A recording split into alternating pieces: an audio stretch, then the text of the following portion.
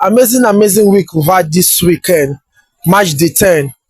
Plenty of upsets done day. And then I cannot imagine what's going through a lot of fans' mind.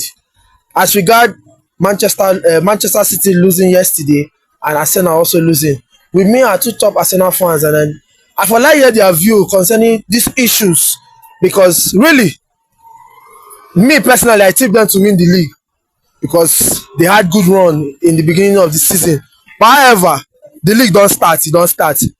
My brother, yesterday's game was quite a shocker. Now way they talk say you tip us to win. I don't understand the day when Man U fan begin to tip Arsenal to win, because normally when the league will start, that first day when Manchester United been play Fulham, Man U fans, including you, now we talk say will carry the league. But coming back to the issue of Arsenal yesterday, seriously, to be very realistic, I'm a bit disappointed, because it looks as if we the fans are far more serious than the ambitions of the of the team as a whole.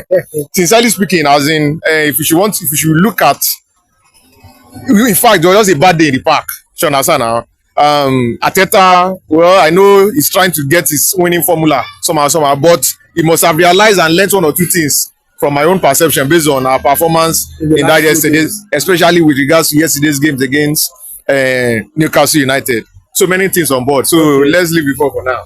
Well, Newcastle have had a formidable force at St. James's Park.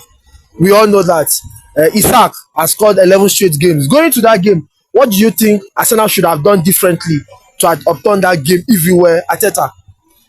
Well, I don't really see anything Arteta would have done much on the team, because already Saliba was back, Gabriel was back, our keeper Raya was also in the post.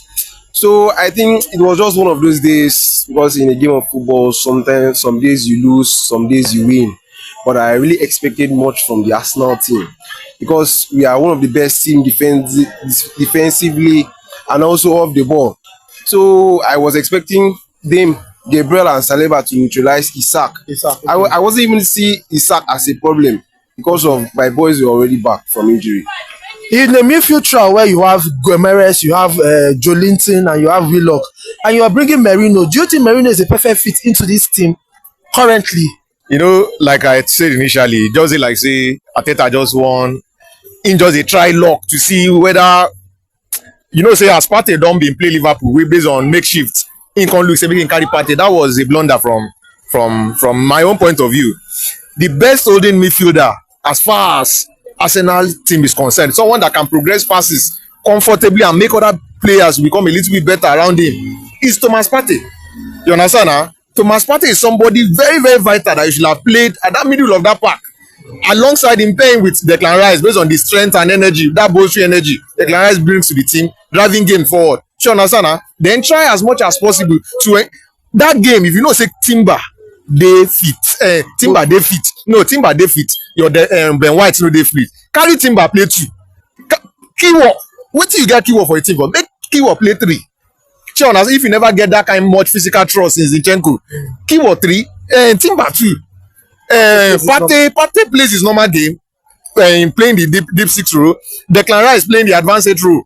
It will have eased so much for Arsenal that yesterday. But I felt I feel saying we don't learn one or two based on how matter they take day. As in me, I be proper proponent. You know now, say Partey for me, yes, a half Partey is better than every other thing.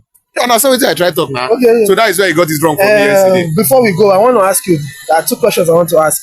Do you think it would be too early to introduce Nwaneri? It's in Nwaneri. He came into the game. I saw a lot of flair. Having Partey coming to the midfield, Nwaneri coming into the park. Would you think Nwaneri having a starting position in this Arsenal team will help the team, considering that he's got flair like Odegaard? Well, depending on the games, because looking at that Newcastle game against Bruno Guimaraes and Jolinton, oh my God, those guys will take the fight to you. So you need someone strong, like my fellow gunner said. You need a Partey in the midfield so that he can also back you. So Nwaneri, I don't really see him fitting unless you are playing a lesser team, a lesser opponent. But if you're saying that, for me, you have Declan Rice, you have Partey. Why not put Nwaneri in front? He's more creative, better off than Trossard starting. That will still be trial. You understand now? Because as far as top flight football is concerned, Arsenal have never tried something of that nature against a top team. Sure, you get what I try to explain now. Yeah, Against a top team. Newcastle, whether you like, whether they are playing PSG, whether they are playing Chelsea, Newcastle won't fight.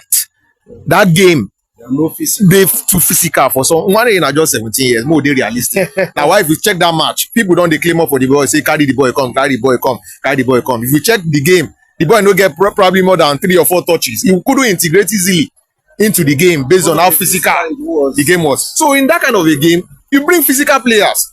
I wouldn't have doubted Merino, even though Merino looks a little bit slow as well. But that Merino bring that physique. So compare them, finish the pairing. Partey, what's it called? Merino and Declan